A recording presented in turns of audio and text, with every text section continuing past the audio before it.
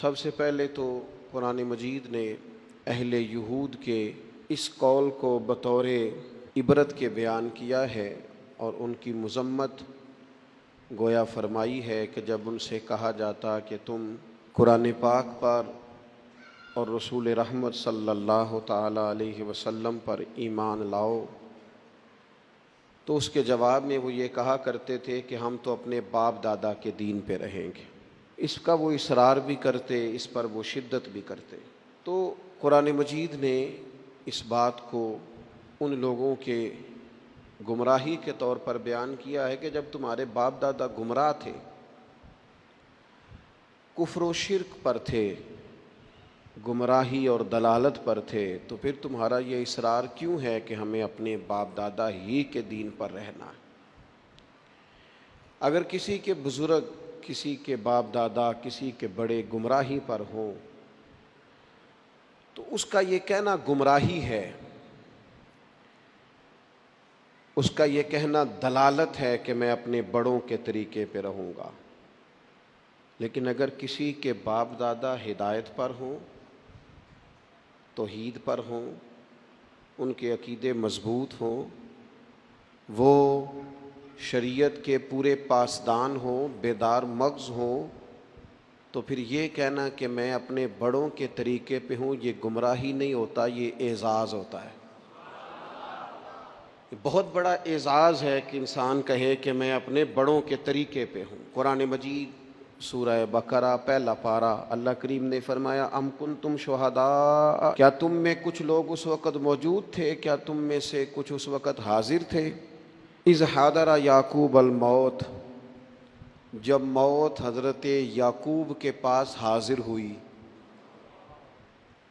اذ حضر، جب حاضر ہوئی، موت آئی جناب یعقوب علیہ السلام پر، اذ قال لبنیہ، تو انہوں نے اپنے بیٹوں سے فرمایا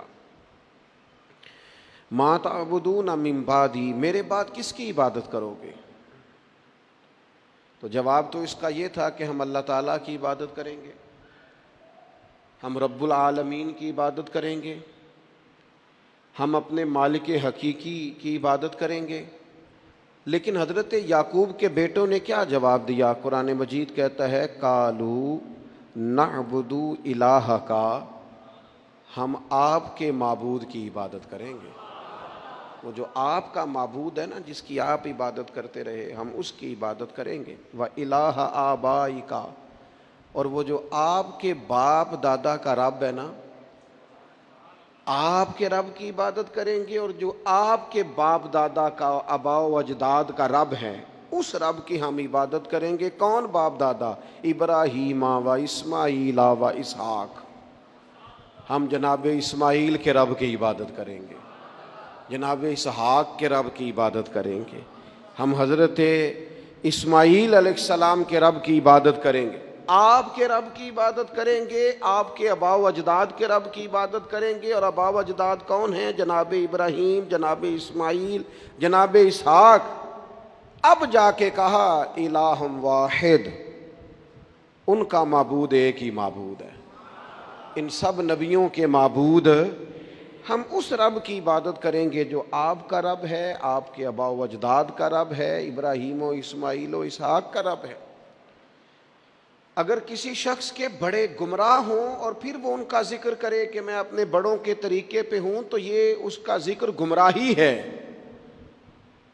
لیکن اگر کسی کے بڑے ہدایت یافتہ ہوں، ہدایت کا منارہ نور ہوں، ان کی زندگیاں مشعل راہ ہوں، ان کے نقوش قدم بڑے تابناک ہوں، تو پھر تو اسے سر اٹھا کے بات کرنی چاہیے، پھر تو اس شخص کو اعزاز سے بولنا چاہیے۔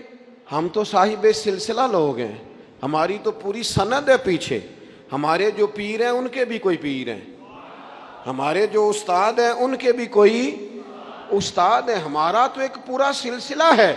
اور فاضل بریلوی اس سلسلے کو اس طرح بیان کرتے ہیں، فرماتے ہیں تیرے غلاموں کا نقش قدم ہے راہ نجات، وہ کیا بھٹک سکے جو یہ سراغ لے کے چلے۔ کہنے لگے ہمارے پاس تو حضور کے غلاموں کا نقش قدم ہے۔